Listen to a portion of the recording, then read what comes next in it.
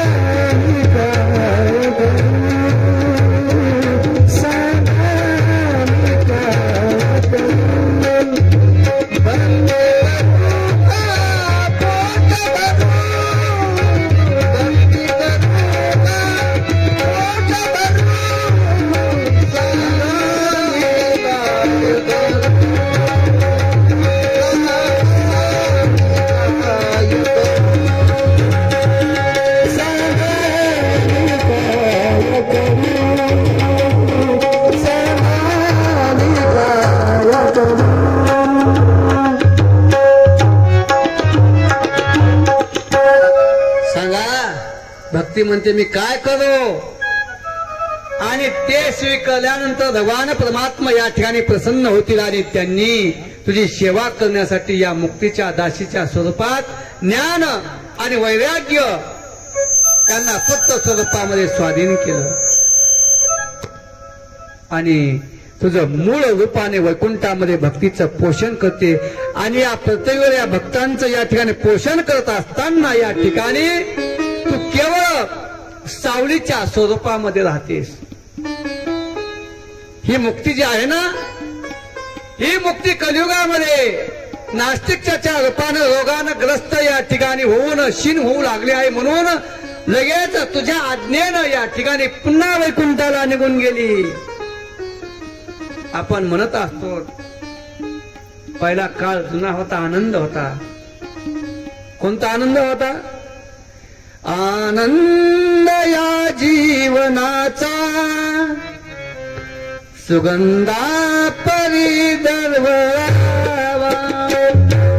आनंद या जीवनाचा सुगंधा परी दरवळावा.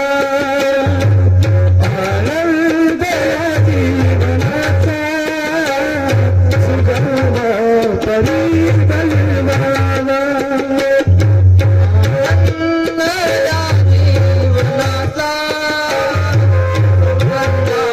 परी दरवळावा.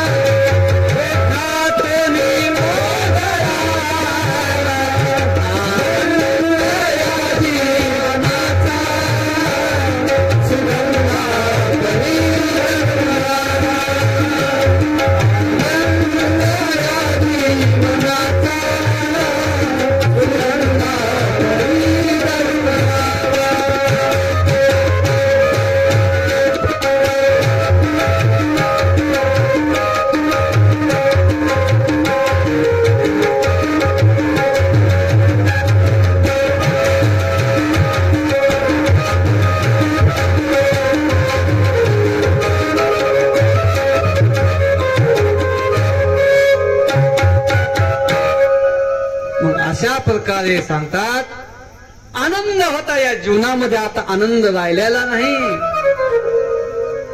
ह्या कलीसारखं दुसरं युग या ठिकाणी नाही.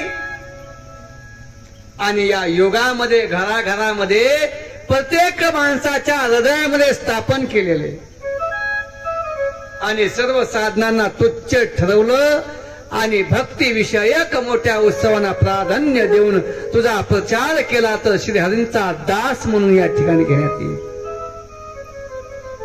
या कलियुगामध्ये भक्ती मार्ग लागतील आणि पापी असलेले ते या ठिकाणी कृष्ण आणि धामाला या ठिकाणी ज्यांच्या हृदयामध्ये प्रेम स्वरूप भक्ती ही निरंतर आहे आणि तीच या ठिकाणी त्यांच्यामध्ये निवास करेल.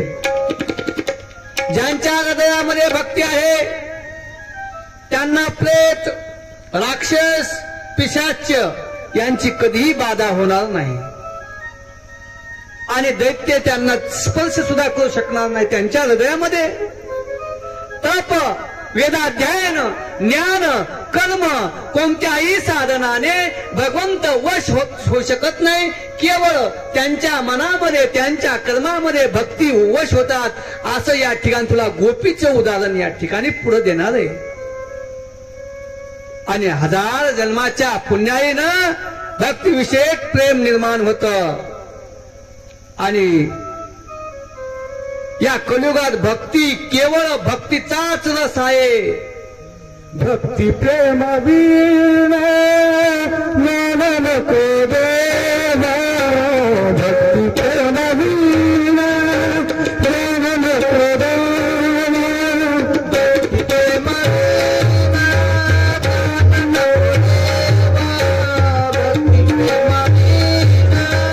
ज्ञान नको देवा, भक्ती प्रेम वीण ज्ञान नको देवा, भक्ती प्रेम वीण ज्ञान नको देवा, भक्ती प्रेम वीण ज्ञान नको देवा, भक्ती प्रेम वीण ज्ञान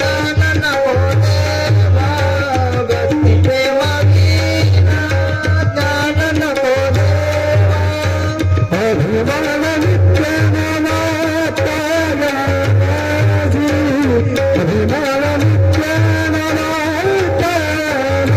माझी, भक्ती प्रेम वीण ज्ञान नको देवा, भक्ती प्रेम वीण ज्ञान नको देवा, भक्ती प्रेम वीण ज्ञान नको देवा, भक्ती प्रेम वीण ज्ञान नको देवा. भक्ती प्रेमाविन ज्ञान नको देवा, अभिमान नित्य नवा तया माझी. अशा प्रकारे भक्तीनं सांगितलं. नारद मुनी आपण धन्य आहात. माझ्या ठिकाणी प्रेम आहे. मी नेहमी आपल्या हृदयामध्ये निवास करीन. मी आपल्याला कधीही सोडून जाणाऱ्या नाही. ह्या भक्तीनं नारदांना सांगितलं. साधू तुम्ही कृपाळू आहात. एका क्षणामध्ये माझं दुःख दूर केलं आणि परंतु माझ्या पुत्रांना चेतना आली नाही. आणखी यांना जगवा आणि यांच्यामध्ये चैतन्य आणा. अशा भक्तीनं नारदांना सांगितलं. स्वतः सांगतात भक्तीचं वचन ऐकलं आणि नारदांना या पुत्राची या मुलांची करुणा आली आणि त्यांनी हातानं या ठिकाणी त्या मुलांना जाग करण्याचा प्रयत्न केला. आणि नारद त्या मुलांजवळ जातात. त्यांच्या कानाजवळ तोंड नेऊन जोरजोरान म्हणतात, ज्ञाना ओठ, लवकर जागा हो. ए वैराग्या ओठ, लवकर जागा हो. नंतर नारदांनी या ठिकाणी मुलांना वेद घोष या ठिकाणी वेदांत घोष, गीता पाठ या ठिकाणी अनेक प्रकारचे मंत्र सांगितले आणि हे सांगितल्यानंतर हे मुलं या ठिकाणी जागे झाले आणि ते मोठ्या कष्टानं जागे झाले. परंतु दोघांनी सुद्धा आळस आलता.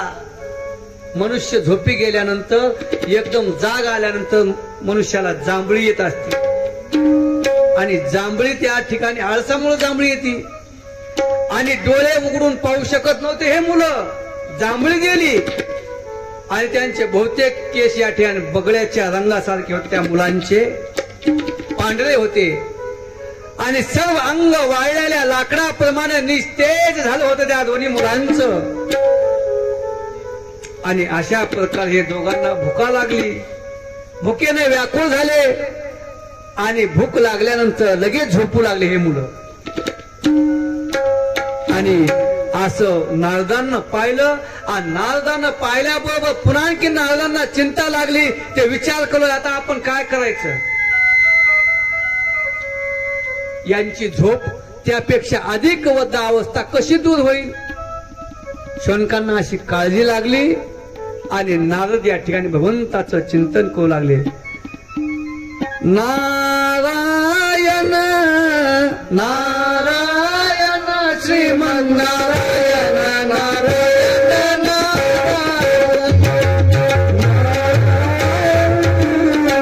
नारायण श्रीमन्नारायण नारायण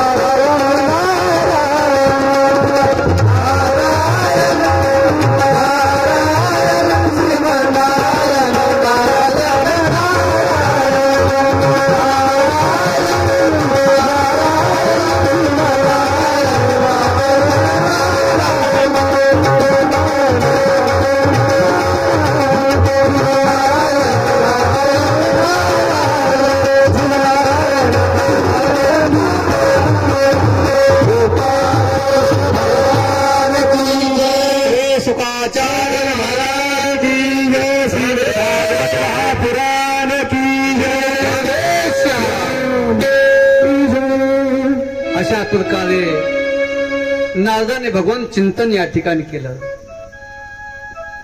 आणि देवऋषी नारदांना सांगता जाता या ठिकाणी तुम्ही काय करा, सत्यकर्म करा आणि संत शिरोमणी महात्मा ते सांगतील त्या सत्कर्माचं उद्दिष्ट अधिष्ठान किंवा अनुष्ठान केल्यानंतर ह्या मुलांची झोप या ठिकाणी निघून जाईल आणि सगळीकडे भक्तीचा प्रसार या ठिकाणी होईल. हे मुलं उठल्यानंतर ही आकाशवाणी झाली. नारदांना आश्चर्य वाटलं आणि मनात म्हणू लागले, मला हे तर कळलंच नाही अगोदर. आता संत कुठे भेटतील? संतांची भेट होणं या ठिकाणी सोपी का? बहु अवघड आहे संत भेटी आणि बहु अवघड आहे संत भेट. आणि ही संत कुठे भेटतील आणि कोणतं साधन केल्यावर भेटतील, असं आकाशवाणीनं जे सांगितलं त्यानुसार आता काय केलं पाहिजे. स्वत सांगतात शौनका, ज्ञान आणि वैराग्य जे आहे ना त्यांना तिथं सोड. आणि तिथं सोडून नारद मुनी निघून जातात आणि प्रत्येक क्षेत्रामध्ये जाऊन भेटणाऱ्या व्यक्तींना, ऋषीवर्यांना ते साधन विचारू लागतात. त्यांचं म्हणणं सर्वजण या ठिकाणी ऐकलं आणि उत्तर कोणीच देत नव्हते. दुसरं कोणी म्हणाले याचं योग्य उत्तर मिळणं दुरुपयोग या ठिकाणी उत्तर मिळणारच नाही. आणि मग या ठिकाणी त्रैलोक्यामध्ये असा हाहाकार माजला. लोक एकमेकांना कानाजवळ जाऊन कुजबजू लागले. वेदशास्त्र, वेद पठण, वेदशास्त्र, वेद घोष, वेदांत घोष, गीता पाठ या ठिकाणी ऐकून भक्ती, ज्ञान, वैराग्य यांना जाग या ठिकाणी आणता आली नाही. अन्य कोणता उपाय या ठिकाणी दिसत नाही. नारद मुनीने ज्यांचं ज्ञान नाही अशा बाबतीत असामान्य लोकांना काय सांगू शकतील. अशा प्रकारे ऋषीवरांना विचारलं, असा निर्णय घेतला आणि त्याच अवस्थेमध्ये ते बद्रिका आश्रमाकडे या ठिकाणी निघून गेले. बद्रिका वनामध्ये आले आणि ज्ञान आणि वैराग्य यांना जाग आणण्यासाठी मी इथं तप करीन असा त्यांनी निश्चय केला. तेव्हा नारदांच्या मनामध्ये चिंतातूर अवस्थेत बद्रीवनात आले. ज्ञान आणि वैराग्य यांना जाग करण्यासाठी तप करीन. त्याच वेळेस या नारदांच्या समोर कोट्यावधी सूर्यांच्या सारखं असं तेज संपन्न आलं आणि तेज संपन्न असणारे 4 मुलं दिसले, 4 व्यक्ती दिसले. ते कोण होत्या? ते संकादिकाचे मुलं होते. नारद म्हणतात त्यांचं मान भाग्य, आपली त्यांची भेट झाली. कुमारांनो कृपा करून सांगा मला या ठिकाणी हे साधन काय, हे साधन कोणतं करायचं तातडीने सांगा, लवकरात लवकर सांगा. आणि आपण मला या ठिकाणी महान योगी असे दिसतात, बुद्धिवान आहेत, बहुश्रुत आहेत आणि आपण 5-5 वर्षाचे बालक दिसत असलात तरी तुम्ही पूर्वजांचे पूर्वज या ठिकाणी पूर्वजन्मांचे पूर्वज कोणते आहात. आणि तुम्ही या ठिकाणी नेहमी वैकुंठामध्ये राहतात आणि वैकुंठामध्ये राहत असताना या भगवंताचं हरिचिंतन करत करत कीर्तन करत असताना भगवंताच्या लीला अमृत पान करत असाल. आणि भगवत कथा हीच आपल्या जीवनाचा एकमेव आधार आहे. हरि शरणम शरणमेव नित्यमेषा मुखे वचा अंतः काल समाधिष्ठा जरायुष्यमात्र बाधे. श्री हरी शरणम या मंत्राचा घोष तुमच्या मुखामध्ये अखंड आहे आणि म्हणून कालगतीनुसार येणारी वद्ध अवस्था या ठिकाणी आपण बाधू शकत नाही. पूर्वी एकदा ज्या भुवाया आपल्या वक्र करतात, भगवान विष्णूचे द्वारपाल जे आहेत ते जय आणि विजय तात्काळ पृथ्वीवर गेले आणि पुन्हा त्यांनी आपल्या कृपेने पुन्हा या ठिकाणी वैकुंठामध्ये त्यांच्या वैकुंठ लोकांमध्ये परत आले. माझं सौभाग्य आहे, मला आपलं या ठिकाणी दर्शन झालं, मी दीन आहे आणि दयाळू आहे, माझ्यावर तुम्ही या ठिकाणी कृपा करा. आणि आकाशवाणी झाली. त्याच बदल्यामध्ये मला सांगितलं ते साधन कोणतं आहे आणि त्याच साधनामध्ये अनुष्ठान या ठिकाणी कसं केलं पाहिजे हे मला सांगा, विस्तारपूर्वक सांगा. भक्ती, ज्ञान आणि वैराग्य यांना कोणत्या मार्गाने सुख या ठिकाणी मिळू शकेल. आणि संकादिक म्हणतात, देवऋषी नारदा तुम्ही या ठिकाणी चिंता करू नका, तुमचं मन या ठिकाणी प्रसन्न ठेवा. त्याबाबत साधा सोपा उपाय पहिल्यापासून विद्यमान आहे.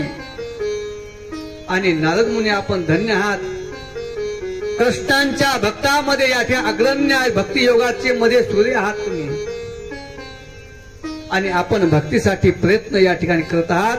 आचार्याची गोष्ट भक्तीची पुन्हा स्थापना करणं भगवत भक्तासाठी सर्व सेवे. त्यांचे शब्द ऐकले. भक्ती, ज्ञान आणि वैराग्य यांना मोठी शक्ती प्राप्त होईल आणि ज्ञान वैराग्याचं कष्ट या ठिकाणी नाहीस होईल आणि या भक्तीला या ठिकाणी आनंद प्राप्त होईल. आणि नारद म्हणतात, हे वेदांताचं पठन आणि गीता पाठ करून भक्ती, ज्ञान वैराग्य तिघ जागे झाले नाहीत तर काय करायचं? श्रीमद भागवत कथा ऐकून कसे जागे होतील? कारण या कथेच्या प्रत्येक पदामध्ये, प्रत्येक श्लोकामध्ये वेदांचा अर्थ भरलेला, वेदांचा सारांश कथन केलेला आहे. आणि आपण या क्षणांगत वस्त्र आहात, आपलं दर्शन कधीही व्यर्थ होणार नाही. आणि म्हणून माझ्या मनामध्ये शंका आहे, ही शंका दूर करा. आता विलंब या ठिकाणी करू नका, उशीर करू नका. संकादिक म्हणतात, या भागवताची कथा वेद, उपनिषेध सारं स्वतःच प्रगट झालीत आणि सर्व स्वतंत्र फलरूप असणाऱ्या वेद उपनिषेधापेक्षा वेदिक ठरली आली.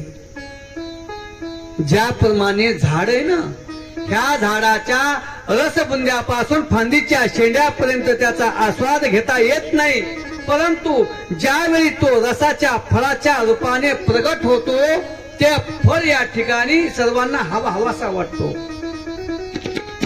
एखाद्या वेळेस आंब्याचं झाडे, आम्रवृक्षाच्या झाडाला बुडापासून फांद्यापर्यंत ज्यावेळेस फळ लागल, फळाची प्राप्ती होईल आणि फळाची प्राप्ती झाल्यानंतर हे फळ आपल्याला हवंसं वाटतं. तद्वद दुधामध्ये तूप आहे, परंतु त्या तुपाचा स्वाद घेता येतं का? घेता येत नाही.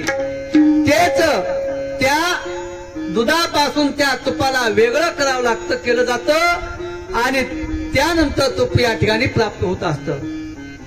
तद्वद या ठिकाणी त्याचं मंथन करावं लागतं. माऊलीने सांगितलं, मंथुनी नवनीता तैसे घे अनंता. आणि उसामध्ये साखर आहे, व्यापून आहे, परंतु वेगळी झाल्यानंतर त्या साखरेची गोडी या ठिकाणी समजत असते. तद्वत ही भागवत कथा या ठिकाणी. आणि हे भागवत महापुराण वेदांच्या बरोबर आहे. हे व्यासांनी भक्ती, ज्ञान वैराग्य यांची स्थापना केली आणि भक्तीचं दुःख या ठिकाणी दूर केलं आणि भक्तीच्या कष्टाची निवृत्ती या ठिकाणी सांगण्यात आली महाराज. आणि पुढं या ठिकाणी भगवंताचा श्रीमद भागवत महापुराण कथा कोणी श्रवण केली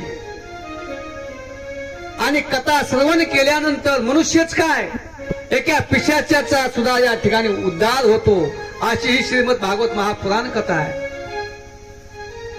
या ठिकाणी शुनिक सांगतात, तुंगभद्रा तटे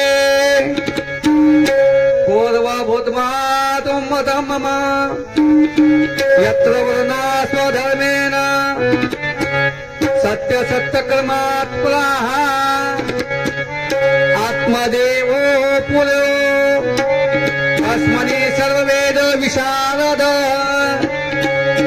शोतस्मात् विष्णु द्वितीयो व्योभास्करः. तुंगभद्रा नदीच्या काठेवर आत्मदेव नावाचा ब्राह्मण राहत होता. 4 वेद 6 शास्त्र 18 पुराण जाणणारा ब्राह्मण.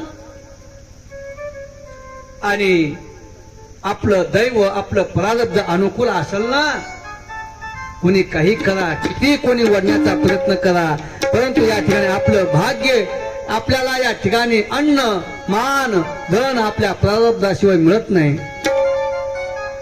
अन्न मान धन येतो प्रारब्धाधीन. आणि अशा प्रकारे आत्मादेव नावाचा ब्राह्मण, त्याच्या पत्नीचं नाव होतं धुंदुकाली. महाराज रोज गावामध्ये जायचं, गावामध्ये भिक्षा मागायची, भिक्षा मागून या ठिकाणी जितकी भिक्षा मिळेल तिथपर्यंत आपल्या पोटाची खळगी उदरनिर्वाह चालवायचा. ह्या ग्रस्त आश्रमामध्ये आल्यानंतर पत्नी सुद्धा या ठिकाणी, पत्नीनं सुद्धा कितीही आपल्या घरामध्ये दारिद्र्य असलं, पतीची हेलना कधीच करायची नाही. पत्नीनं जसं असेल तसं राहायचं, कोणत्याच गोष्टीची चिंता करायची नाही. जैशी स्थिती आहे तैशा परी राहे, कवतुक तुपा हे संचिताचे. शेजारच्या बाईनं या ठिकाणी 1000ची साडी आणल्यावर हिने म्हणायची मला 5000ची आणायची. अहो पाहिजे ना. हा दुंदुकालचा एकच स्वभाव होता, रोज भांडायचं. अरे महाराज, असं असताना दुंदुली कुलीन घराण्यातील सुंदर स्त्री असून आपले म्हणणं खरं करणारी होती आणि लोकांची निंदा करीत असताना तिला आनंद मिळायचा. आणि ती स्वभावानं क्रूर होती, काही बडबड करायची. ग्रहकर्त्या निपुण कंजूस अशी भांडखोर या ठिकाणी स्त्री होती. परंतु त्या ब्राह्मणाचं झोडपं प्रेमानं आपल्या संसारामध्ये रमलं होतं. ज्याच्या जवळ धन आणि भोगविलासाची साम्राज्ञी भरपूर होती आणि वैभवामध्ये त्यांना सुख नव्हतं. घरामध्ये मुलबाळ नाही. ग्रस्त आश्रमामध्ये आल्यानंतर सर्वात श्रेष्ठ ग्रस्त आश्रम सांगण्यात आला. आणि त्या आश्रमामध्ये जर आपल्याला मुलबाळ नसेल ना, दुःख आहे जीवनामध्ये, अनेक प्रकारचं दुःख आहे. जाऊ द्या, नसल पुत्र संतती. घरामध्ये आपल्या दारामध्ये एक गाय होती महाराज.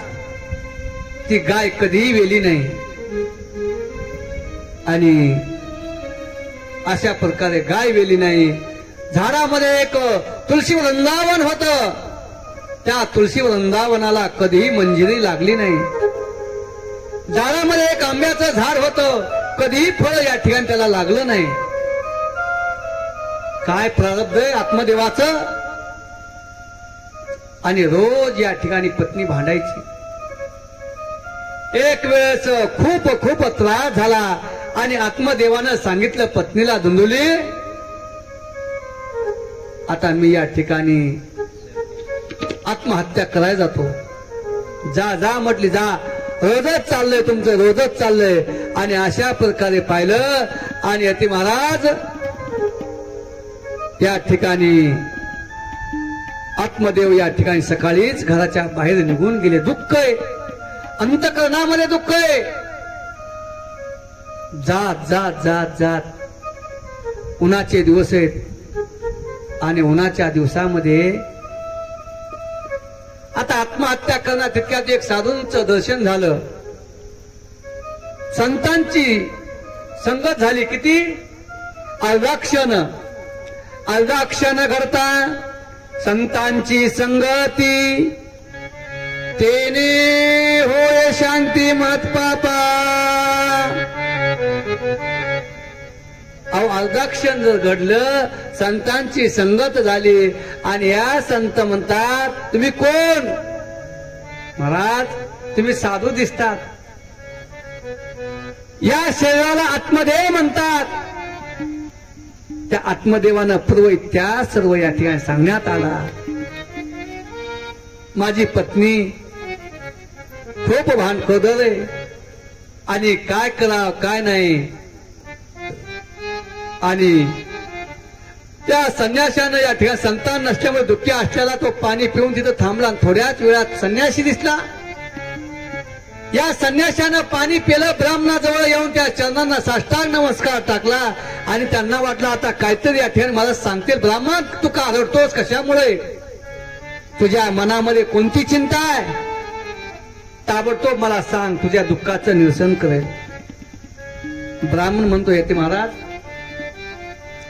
माझ्या पूर्वजन्मी साठलेल्या पापामुळे प्राप्त झालेल्या दुःखांचं काय वर्णन करू? पूर्वजन्मीमध्ये किती पाप केलं मी.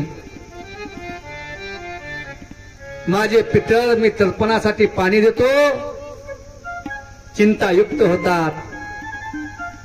आणि पत्नीला कधी सांगितलं आज पितर आहेत. आणि पक्ष आहेत त्यांच्यासाठी स्वयंपाक करायचा म्हटलं तर आडवं चालायची, उलट चालायची. मग काय करू? मग इथनं पुढे संन्याशाने सांगितलं, महाराज मला मुलबाळ होईल. महाराजांना 7 जन्माचं सांगितलं. 7 जन्मंच पुत्र संत. आत्मदेवा 7 जन्म तुला पुत्र प्राप्ती होणार नाही. आत्मदेवानं सांगितलं, मी एका जन्माचं विचारलं. महाराज संन्यासी महाराज तुम्ही मला 7 जन्माचं सांगितलं. आता मला सोडा, आत्महत्या करायला जाऊ द्या. नाही तर तुमचं काय पुण्य असेल तर तुमच्या पुण्यामुळे जर मला पुत्र प्राप्ती होईल. आणि मग त्या संन्याशाने एक फळ दिलं. जा तुझ्या पत्नीला खायला दे आणि पत्नीला खायला दिल्यानंतर तुला पुत्र प्राप्त होईल. आत्मदेवाला आनंद झाला. आनंद गगनामध्ये मावत नव्हता. आत्मदेव चालत चालत चालत घरी आले आणि घरी आल्यानंतर पत्नीला सांगितलं, आवाज दिला, धुंदुले आलात का? गेलतात ना जीव द्यायला? काय स्वागत केलं महाराज? धुंदुलीला वाटलं, आत्मदेवाला वाटलं दोघं आलो. बरं जाऊ द्या म्हटला. म्हणतच असते, चलतच असते, भांड्याला भांड लागतच असते. काय संसारामध्ये लागतच असते, भांड्याला भांड वाजत असते. तिने सांगितलं, आत्मदेव म्हणतात, आयुष्यामध्ये माझं एक सुद्धा या ठिकाणी म्हणणं, या ठिकाणी किंवा मी जे बोललो ते तू कधी खरं केलं नाहीस. आणि मला एक असं वाटतं, मी ज्या वेळेस आज वनामध्ये गेलो आणि वनामध्ये गेल्यानंतर आत्महत्या करण्यासाठी गेलतो, परंतु एक संन्यासी महाराज भेटले आणि सर्व इतिहास मला त्या संन्यासी महाराजांना सांगितला. आणि आपल्या संसारामध्ये पुत्र संतती नाही ना, हे फल घे आणि फल घेतल्यानंतर तुला पुत्र प्राप्ती होईल. महाराज ठीक आहे, ठीक आहे, ठेवा ठेवा ठेवा तिथं माटापाशी. आत्मदेवाला आनंद वाटला आणि चालत चालत दुपारच्या पाऱ्यात महिला मंडळ असतं. शेजारणीकडे जाते, म्हणते, बाई मालक तर कुठं वनात गेलते म्हणे, कोण्या संन्याशानं फळ दिलं आणि ते फळ या ठिकाणी खाल्ल्यानंतर पुत्र प्राप्त होईल, मुलबाळ होईल. असे कोणी बी येतात, शोधी साधू ढोंगे असतात. असं म्हटल्यानंतर तिने सांगितलं, बाई जर मी जर फळ खाल्लं तर गर्भामध्ये सुख आहे का? सुख नाही. काय सांगो गर्भीची यातना, भज भोगितना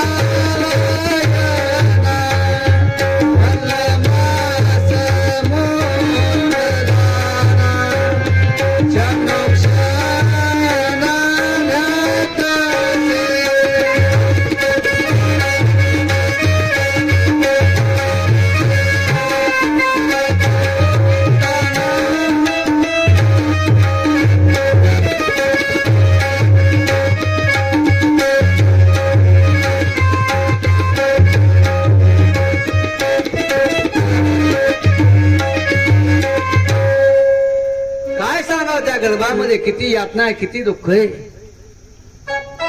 आणि देवता ब्राह्मण मी दिलेल्या दानांना प्रसन्न चित्ताने स्वीकार करत नाही, संतान नसल्यामुळे इतका दुःखी झालो.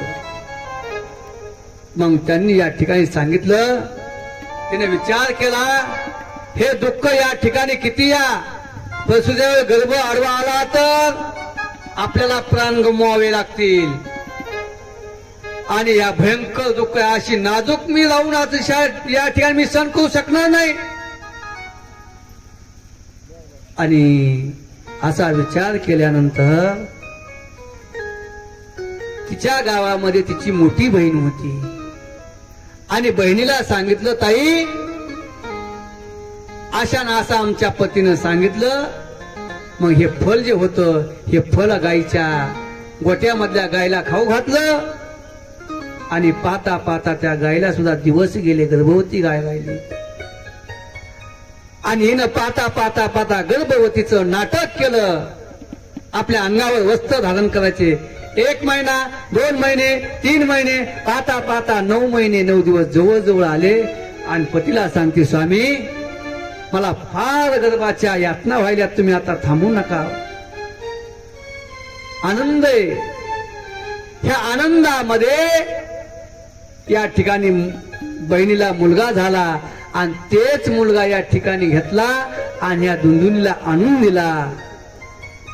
आणि हिनं जे काही नाटक केलं होतं गर्भवतीचं, हे सर्व वस्त्र काढले आणि हिनं एक पण केलता, माझ्यापाशी धनधान्य खूप आहे, ही धनसंपत्ती मी तुला देईल.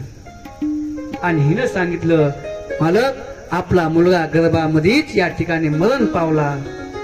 आणि मरण पावल्यानंतर हिला आनंद, आत्मदेवाला आनंद आहे. पाहता पाहता गाय सुद्धा व्याली. आणि गाय वेल्यानंतर सर्व शरीर गायीचं होतं, मनुष्याचं होतं आणि कान फक्त गायीचे होते. आणि म्हणून त्याचं नाव या ठिकाणी आत्मदेवाने मुलांचं नामकरण विधी केला. आत्मदेव 6 शास्त्र, 4 वेद 6 शास्त्र, 18 पुराण जाणणारे. 17 पुराणानंतर 18वं पुराण श्रीमद भागवत महापुराण आलं. भगवंताच्या कथा, भगवंताच्या लीला भरपूर आहेत. आणि मग या 18व्या पुराणामध्ये आणि आत्मदेव या ठिकाणी निपुण होते. मुलांचं मौजवंदन करण्यात आलं, मुलांचं नामकरण विधी करण्यात आला आणि आपल्या मुलाचं नाव दुंदुकारी ठेवण्यात आलं. आणि ज्या गायीपासून झालं त्याचं नाव या ठिकाणी गोकर्ण ठेवण्यात आलं. आणि पाहता पाहता पाहता आत्मदेव आपल्या मुलांना वेदशास्त्र पठण करतात, परंतु दुंदुकारीचं लक्ष नव्हतं. गोकर्णानं सर्व अभ्यास या ठिकाणी केला आणि पाहता पाहता अभ्यास केला. आणि अभ्यास केल्यानंतर एक दिवस गोकर्ण आणि आत्मदेव या ठिकाणी तीर्थयात्रेला निघून जातात. आणि ह्या दुंदुकारीला खूप या ठिकाणी व्यसन लागतं, वाईट व्यसन लागतं, वाईट संगतीला लागतो. संगतीचे परिणाम या ठिकाणी खाऊन येते, खायला पिऊन येते, पाहायला पितोय. वेश्याची संगत लागली. आपल्या घरामध्ये धनधान्य होतं, संपत्ती होती, रोज संपत्ती या ठिकाणी विध्वंस, या संपत्तीचा विध्वंस केला. आणि पाहता पाहता एक दिवस आपल्या आईला म्हणतो, आई धन दे, पैसा दे. आणि आईनं नाही दिला. आणि त्या आईचा सुद्धा या ठिकाणी घात केला मुलांना. कशासाठी? संपत्तीसाठी, पैशासाठी. इकडे गोकर्ण, अरे बाळा, ती सांगती मला मारू नकोस. आणि तिचा वध केल्यानंतर, बाळा मला पाणीच पाच, तुझ्यासाठी जीवन जाळलं या ठिकाणी म्हणते. तुझ्यासाठी जीवन जाळिले,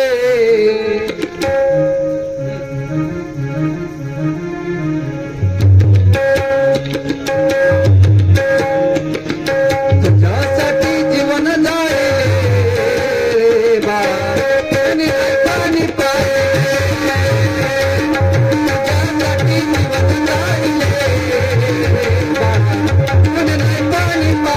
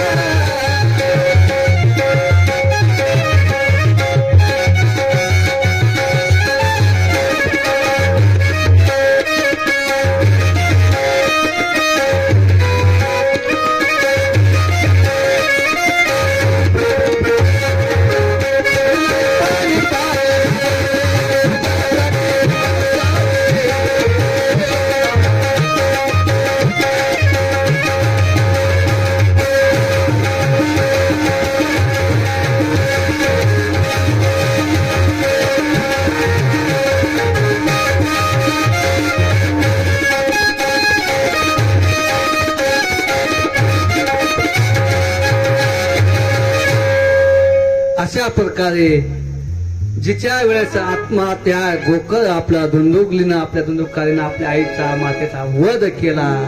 वेश्या आणतात आणि वेश्यानं पाहिलं एक दिवस या ठिकाणी आपल्यापाशी धन असतं तोपर्यंत सर्व जवळ येतात. धनवंता लागी सर्व मान्यता हे जगी. तद्वद धन संपत्ती या ठिकाणी एक वेळेस या ठिकाणी मध्य कोप प्याला आणि पेल्यानंतर वेश्याने विचार केला आता आपल्या जर कोणी पाहिलं आणि पाहिल्यानंतर आपलं या ठिकाणी आपल्याला धरून नेतील पोलीस शिपाई मग काय करा.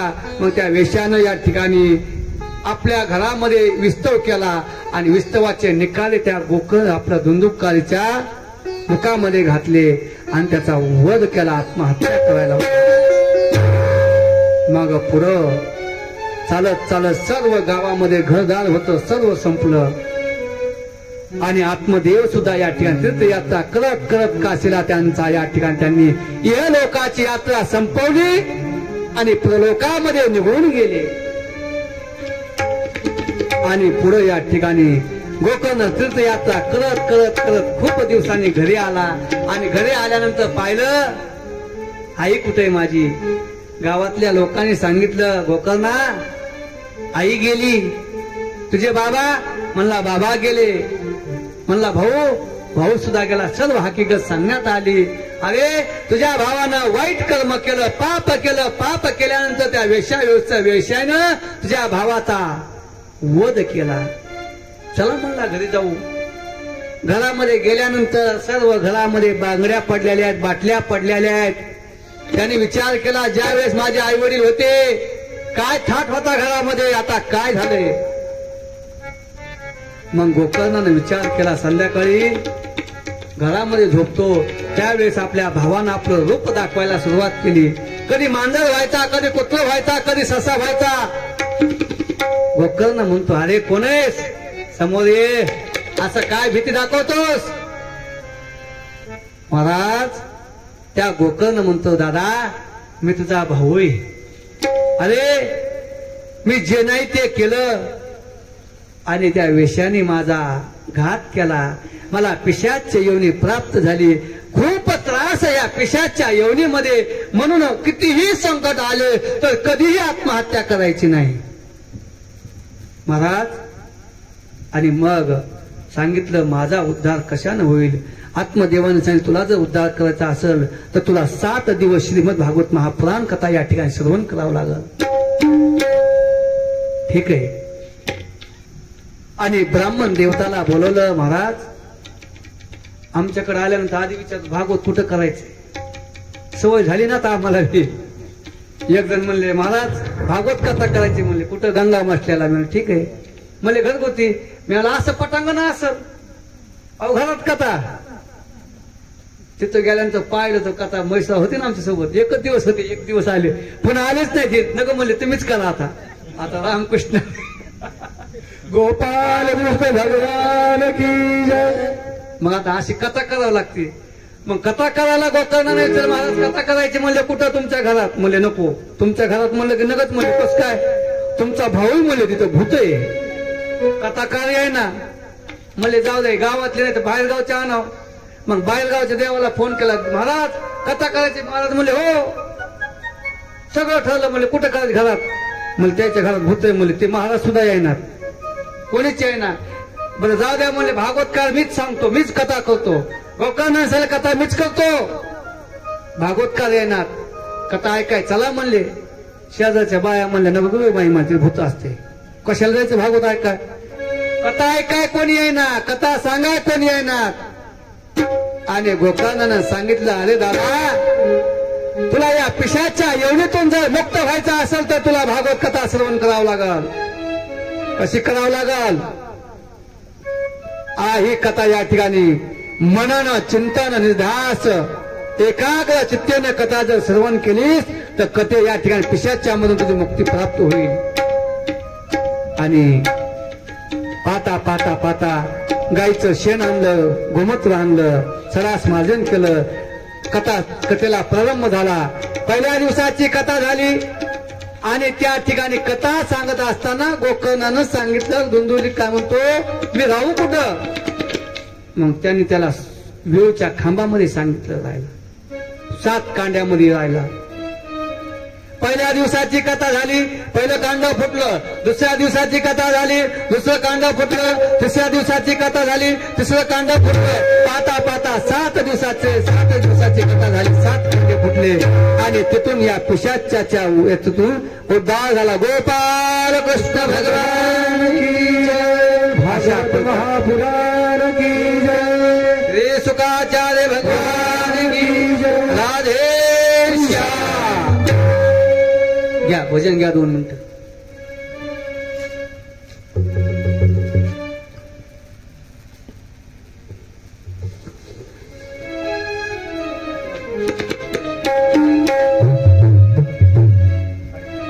श्री कृष्ण गोविंद हरे मुरारी हे नाथ नारायण वासुदेव.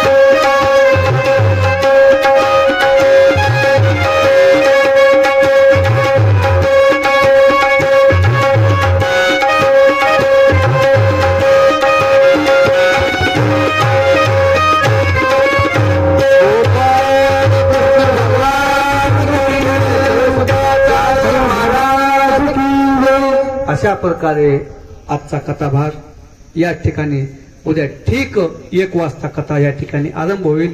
1 ते 5 नाही आजचा भाग आपण लवकर घेतलाय. दुसरा यायला दुसरा पोर सकाळी तात्पुरताचा आहे काय तुम्ही या 2 वाजता काय नाही. चला हालतील चला.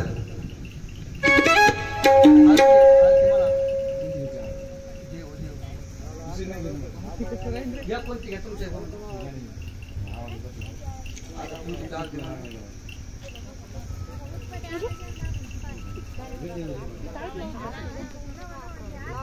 बनू.